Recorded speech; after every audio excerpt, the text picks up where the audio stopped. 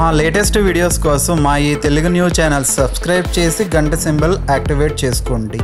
రేపు సోమవారం పౌర్ణమి ముందు రోజు గుమ్మం పైన ఇది చల్లండి చాలు, మీ ఇల్లు డబ్బుతో నిండిపోతుంది.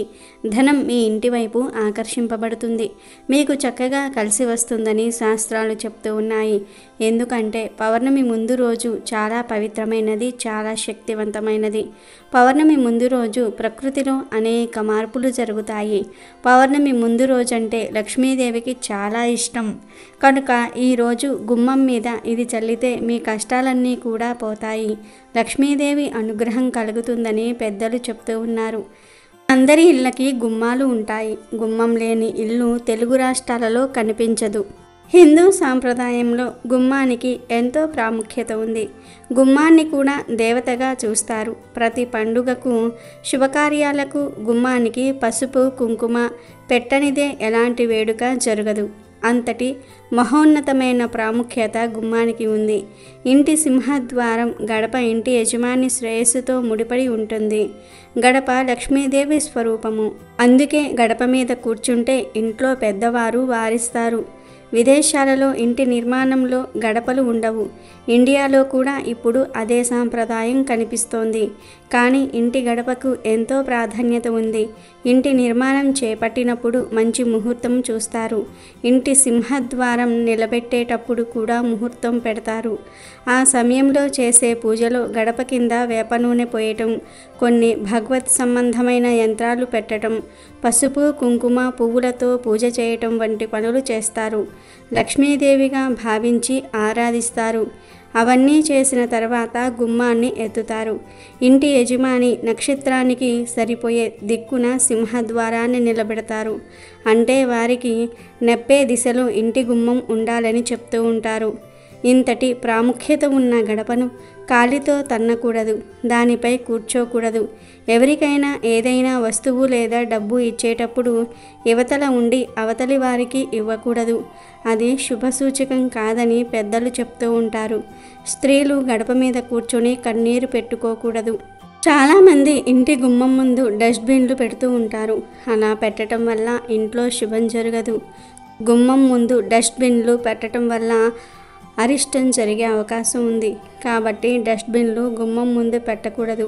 అలాగే కొంతమంది గుమ్మాన్ని సాక్షాత్తు లక్ష్మీదేవిగా భావిస్తాము కనుక ఇంటి గుమ్మంపై కూర్చుని ఇలాంటి పరిస్థితుల్లో భోజనం చేయకూడదు. అదేవిధంగా గుమ్మం దగ్గర గోర్లు కూడా కత్తిరించుకోకూడదు. చాలామంది గుమ్మంపై కూర్చొని తల దువ్వటము, పువ్వులు మాల కట్టుకోవటం చేస్తూ ఉంటారు. పొరపాటున కూడా అలా చేయకూడదు. ఇలా చేయటం వల్ల లక్ష్మీదేవిని అవమానపరిచినట్లు అవుతుంది. అలాగే చాలామంది ఇంట్లోకి ప్రవేశించే ముందు గుమ్మం దగ్గర చెప్పులు వదిలి వెళ్తారు. ఇలా గుమ్మం దగ్గర చెప్పులు వదిలి వెళ్తే ఇంట్లో నుంచి లక్ష్మీదేవి వెళ్ళిపోతుంది. ప్రతిరోజు సాయంకాలం గుమ్మానికి బయట అటు ఇటు ఎవరైతే దీపం పెడతారో వాళ్ళ ఇంటికి చాలా మంచి జరుగుతుంది. అలాగే గుమ్మానికి ఎండిపోయిన తోరణాలను ఉంచకూడదు. తోరణాలు ఎండిపోయిన వెంటనే తీసి ఏవైనా సరే చెట్లపై పడవేయాలి. ఇక ప్రత్యేకించి పౌర్ణమి ముందు రోజు గుమ్మం పైన ప్రత్యేకమైన ద్రవాన్ని చల్లితే మీ ఇల్లు డబ్బుతో నిండిపోతుందని శాస్త్ర పండితులు చెప్తూ ఉన్నారు. అందులోని ఇది అయోధ్య బాలరాముని ప్రతిష్ఠ తర్వాత వస్తున్న రోజు కనుక ఈరోజు ఈ పరిహారం చేస్తే చాలు, మీ కష్టాలన్నీ కూడా తీరిపోతాయి, ధన ఆకర్షణ పెరుగుతుందని పెద్దలు అంటూ ఉన్నారు. మరి ఇంతకీ పౌర్ణమి ముందు రోజు గుమ్మం పైన ఏం చల్లాలి అనే విషయాన్ని ఇప్పుడు మనం ఈ వీడియోలో వివరంగా తెలుసుకుందాము. అంతకన్నా ముందు ఒకరిని మోసం చేయాలనుకుంటే మనమే మోసపోతాం అనే నీతిని తెలిపే కథను విందాం. ఫ్రెండ్స్, ఫస్ట్ అయితే ఈ వీడియోకి ఒక లైక్ కొట్టి మా ఛానల్ని సబ్స్క్రైబ్ చేసుకోండి. ఒక పెద్ద ఆయన ఉండేవాడు. ఆయన ఒక చిన్న వ్యాపారం చేసేవాడు. ఆయనకు 2 కూతుళ్ళు. వారికి ఒకరంటే ఒకరికి పడేదే కాదు. వారిని చూసి పెద్ద ఆయన చాలా దిగులు పడేవాడు. తనక వయసు మీద పడుతోంది. తన తర్వాత ఆ వ్యాపారం పరిస్థితి ఏంటా అని ఆలోచించి ఒక నిర్ణయానికి వచ్చాడు. ఒకసారి పెద్ద ఆయన తన 2 కూతుళ్లను పిలిచి, అమ్మ, ఇదిగో ఈ ఇనుప పెట్టెలో నేను సంపాదించిన సంపద దాచిపెట్టాను. ఆ పెట్టెను తెరవాలంటే 2 తాళం చెవులు ఒకేసారి వేస్తేనే తెరుచుకోగలదు అని చెప్పి ఒక తాళం చెవిని పెద్ద అమ్మాయికి, ఒకటి చిన్న అమ్మాయికి ఇస్తూ మీరు జాగ్రత్తగా దాచండి. ఎప్పుడైనా నేను అడిగితే ఇవ్వండి అని చెప్పారు ఆ తండ్రి. ఇద్దరు కూతుళ్ళు సరే అంటారు. కానీ ఇద్దరు అమ్మాయిల మనసులు ఎలాగైనా సరే ఒకరిని ఒకరు మోసం చేసి అందులో ఉన్న మొత్తాన్ని కొట్టేయాలని అనుకున్నారు.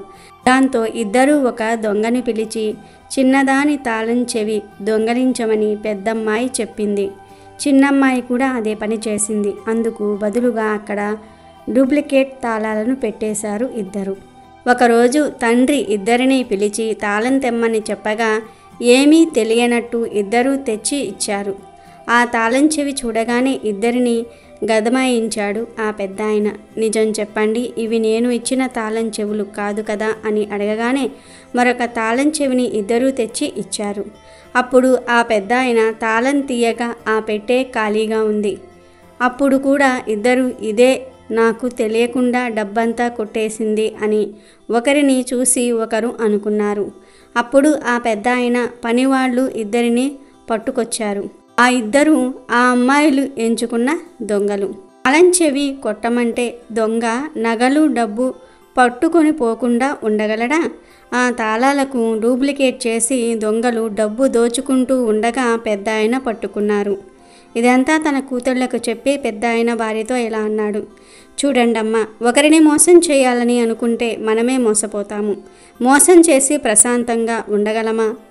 అంతేకాదు, మీ ఇద్దరూ ఐక్యమత్యంగా లేకపోవడంతో మూడో వ్యక్తి లాభం పొందుతారు. మీ మధ్య మూడో మనిషిని రానివ్వకండి అని బుద్ధి చెప్పారు.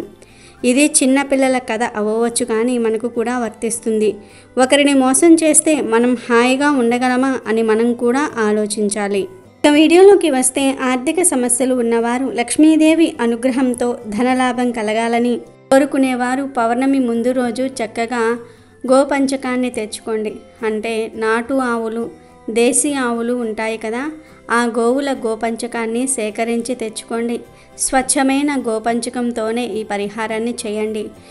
లేదంటే ఇప్పుడు గోపంచకాన్ని బాటిల్స్లో అమ్ముతున్నారు కదా, ఆ గోపంచకంతో అయినా సరే ఈ పరిహారం చేసుకోవచ్చు. కానీ రోడ్ల మీద తిరిగే ఆవులు ఉంటాయి కదా, వాటి గోపంచకంతో అస్సలు ఈ పరిహారం చేయకూడదు. ముందు ఇలా గోపంచకం తెచ్చుకొని ఒక చిన్న బౌల్లో కానీ గ్లాస్లో కానీ వేసుకోండి. స్టీలు, గాజు, ప్లాస్టిక్, రాగి ఇలా ఏ గ్లాస్లో అయినా సరే వేసుకోవచ్చు. తర్వాత ఈ గోపంచకంలో ఒక స్పూన్ పసుపును వేయండి. 2 చుక్కల ఆవు పాలను కూడా కలపండి. చివరిగా కొద్దిగా పచ్చకర్పూరాన్ని కూడా ఆ గోపంచకంలో కలపండి. తర్వాత ఆ గ్లాసు పైన లేదా బౌల్ పైన మీ అరచేతిని పెట్టి ఓం సురభియే నమః అనే మంత్రాన్ని 108 సార్లు కానీ 54 సార్లు కానీ 21 సార్లు కానీ 11 సార్లు కానీ జపించండి. అలా జపించిన తర్వాత ఈ నీటిని మీ ఇంటి మెయిన్ డోర్ గుమ్మం పైన చిలకరించండి. మీ గుమ్మం బాగా తడిచిపోయే వరకు చిలకరిస్తూనే ఉండండి. ఆ గోపంచకం అంతా కూడా అయిపోయే వరకు చిలకరించండి. ఇలా చిలకరించిన ఒక 5 నిమిషాల తర్వాత ఒక వస్త్రంతో గుమ్మాన్ని తడి లేకుండా శుభ్రంగా తుడవండి. పౌర్ణమి ముందు రోజు ఈ విధంగా చేస్తే ఈ గుమ్మం ద్వారా లక్ష్మీదేవి మీ ఇంటికి వస్తుందని, క్రమంగా మీకు ఉన్న ఆర్థిక సమస్యలన్నీ కూడా తొలగి ధనలాభం కలుగుతుందని, మీ ఇల్లంతా ఐశ్వర్యంతో నిండిపోతుందని పండితులు చెప్తూ ఉన్నారు. కనుక రేపు పౌర్ణమి ముందు రోజు ప్రతి ఒక్కరూ కూడా ఈ చిన్న పరిహారం చేసి శుభ ఫలితాలను పొంది సంతోషంగా జీవించండి. రేపు సోమవారం సాయంత్రం యాలుకలతో ఇలా చేస్తే మీకు లక్షలు కాదు కోట్లు వచ్చి పడతాయి. యాలుకలతో ఇలా చేస్తే మీ ఆర్థిక సమస్యలన్నీ కూడా తీరిపోతాయి. అప్పులు తీసుకునే స్థాయి నుండి ఇచ్చే స్థాయికి ఎదిగిపోతారు. మసాలా దినుసులలో ఉండే యాలుకలకు ఎంతో ప్రాధాన్యత ఉంది. ఈ పరిహారం సాయంత్రమే చేయాలి. పరిహారం మొదలుపెట్టే ముందు ఇంటిని శుభ్రం చేసుకోవాలి. స్నానం చేసి దీపారాధన చేయాలి. మీరు మామూలు సమయంలో దీపారాధన చేయకపోయినా పర్వాలేదు, కానీ పరిహారాలు చేసే రోజున మాత్రం ఖచ్చితంగా దీపారాధన చేయాలి. పరిహారాలు ఉదయం చేసినా సాయంత్రం చేసినా ఖచ్చితంగా దీపారాధన అయితే మాత్రం చేయాలి. అప్పుడే దైవ అనుగ్రహం కలిగి మన అదృష్ట తలుపులు తెరుచుకుంటాయి. రేపు సోమవారం సాయంత్రం దీపారాధన చేసిన తర్వాత 11 లేదా 21 యాలకులను తీసుకొని ఒక రాగి ప్లేట్లో పెట్టుకోవాలి. మంచి యాలకులను తీసుకోవాలి. ఆల్రెడీ ఇంట్లో ఉండే వాటిని పరిహారంలో వాడవచ్చు. ఇంటిలో లేకపోతే బయట నుండి అయినా సరే తెచ్చుకోవచ్చు. ఇలా 11 లేదా 21 యాలకులను రాగి ప్లేట్లో పెట్టి లక్ష్మీదేవి పటం ముందు కానీ శివుడి పటం ముందు కానీ ఉంచాలి. ఇప్పుడు ఒక వైట్ పేపర్ను తీసుకొని దానిపై పెన్నుతో కానీ పెన్సిల్తో కానీ మీకు ఉన్న ఆర్థిక సమస్యల గురించి రాయండి. బ్యాంకులో లోన్స్ రాకపోయినా, అప్పులు తీరకపోయినా, ఇతరులకు ఇచ్చిన అప్పు లేదా డబ్బు మీ వద్దకు రాకపోయినా ఈ పరిహారం చేసుకోవచ్చు. వీటిల్లో ఏ సమస్యతో మీరు బాధపడుతూ ఉన్నారో ఆ సమస్య గురించి రాసి ఆ పేపర్ను రాగి ప్లేట్లో పెట్టుకున్న యాలకులను వేయండి. ఇప్పుడు ఆ పేపర్ను పొట్లంలాగా చుట్టండి. దేవుని పటం ముందు ఉంచి ఈ పేపర్లో రాసిన సమస్య త్వరలోనే తీరిపోయేలాగా చూడమని కోరుకోండి. ఏమీ లేదు, ఒక వైట్ పేపర్ తీసుకొని దాని మీద మీ సమస్య రాసి ఈ యాలకులను ఆ పేపర్లో వేసి మూట కట్టండి. మూట కట్టి దేవుని పటం ముందు ఉంచి ఈ పేపర్లో రాసిన సమస్య త్వరలోనే తీరిపోయేలాగా చూడమని కోరుకోండి. ఇక ఆ పేపర్ను అలాగే దేవుని మందిరంలో ఉంచేయాలి. దేవుని మందిరంలో ముఖ్యంగా లక్ష్మీదేవి ముందు యాలకులను పొట్లాన్ని ఉంచితే లక్ష్మీదేవి మీ కోరికను త్వరగా నెరవేరుస్తుంది. అప్పుల సమస్యల నుండి త్వరగా బయటపడగలుగుతారు. ఇక మీ ఇంటిలో ఎప్పటికీ డబ్బుకు లోటు అనేదే ఉండకూడదు అనుకుంటే మీ పర్సులో లేదా హ్యాండ్ బ్యాగ్లో 5 యాలుక్కాయలను పెట్టుకోండి. పర్సులో యాలుక్కాయలను పెట్టుకునే ముందు వాటిని అమ్మవారి ముందు ఉంచి పూజించండి. ఆ తర్వాత పర్సులో ఎవరికీ కనబడకుండా ఈ 5 యాలుక్కాయలను పెట్టుకోండి. ఇలా రేపు సోమవారం యాలకులతో పరిహారం చేస్తే డబ్బుకు సంబంధించిన సమస్యలన్నీ కూడా తొలగిపోతాయి. పూజ గదిలో మరియు పర్సులో పెట్టుకున్న యాలకులను నెల రోజుల తర్వాత మార్చవచ్చు. యాలకులు ఎన్ని రోజులైనా సరే తాజాగానే ఉంటాయి. మంచి సువాసనను కలిగి ఉంటాయి. పరిహారం పూర్తయ్యే వరకు మాట్లాడకూడదు. లక్ష్మీదేవి మంత్రాన్ని కానీ శివమంత్రాన్ని కానీ జపిస్తూ ఈ పరిహారాన్ని చేయాలి. దిగులుతో అస్సలు చేయకూడదు. నమ్మకంతో చేయండి. అప్పుల బాధల నుండి బయటపడతాం అనే నమ్మకంతో చేయండి. కిరాణా షాప్స్ పెట్టుకున్నవారు, బట్టల షాప్స్ ఉన్నవారు, ఇతర షాప్స్ ఉన్నవారందరూ కూడా ఈ యాలకుల పొట్లాన్ని వ్యాపార స్థలంలో ఉండే పూజ గదిలో పెట్టుకోవాలి. వ్యాపార స్థలంలో ఖచ్చితంగా లక్ష్మీదేవి పటం ఉంటుంది కాబట్టి ఆ పటం ముందు కానీ వెనుక కానీ ఈ పొట్లాన్ని పెట్టుకోండి. అయితే వ్యాపార స్థలంలో ఈ యాలకుల పొట్లాన్ని పెట్టుకునేవారు ఇంటి వద్దనే పేపర్పై కోరికను రాసుకొని యాలకుల పొట్లాన్ని రెడీ చేసుకొని వ్యాపార స్థలానికి తీసుకొని వెళ్ళాలి. వ్యాపారంలో ఉన్న సమస్యలు, వ్యాపారం కోసం చేసిన అప్పులు అన్నీ కూడా తీరిపోవాలని ఆ పేపర్పై రాసి వ్యాపార స్థలంలో ఉండే లక్ష్మీదేవి పటం దగ్గర పెట్టండి. ఇది కూడా రేపు సోమవారం సాయంత్రమే చేయాలి. ఇలా యాలకులతో పరిహారం చేయటం వల్ల లక్ష్మీదేవి కరుణా కటాక్షాలు మీపై ఎల్లప్పుడూ ఉండేలాగా అమ్మవారు చూస్తుంది. మీ మనసులో ఉన్న కోరికలన్నీ కూడా నెరవేరుస్తుంది. ఎంత డబ్బును సంపాదించాలని ఆశపడుతూ ఉన్నారో అంత డబ్బును సంపాదిస్తారు. అప్పులు తీసుకునే మీరు అప్పులు ఇచ్చే స్థాయికి ఎదుగుతారు. యాలకులకు అంతటి శక్తి ఉంది కాబట్టి అప్పుల సమస్యలతో, ఆర్థిక సమస్యలతో బాధపడే వారందరూ కూడా రేపు సోమవారం సాయంత్రం యాలకులతో ఈ పరిహారాన్ని చేసి సిరి సంపదలను మీ సొంతం చేసుకోండి. అమెజాన్లో బెస్ట్ డిస్కౌంట్స్ కోసం వీడియో డిస్క్రిప్షన్లో లింకు ఉంది, చూడండి. అలాగే మా టెలిగ్రామ్ ఛానల్ సబ్స్క్రైబ్ చేసుకోండి.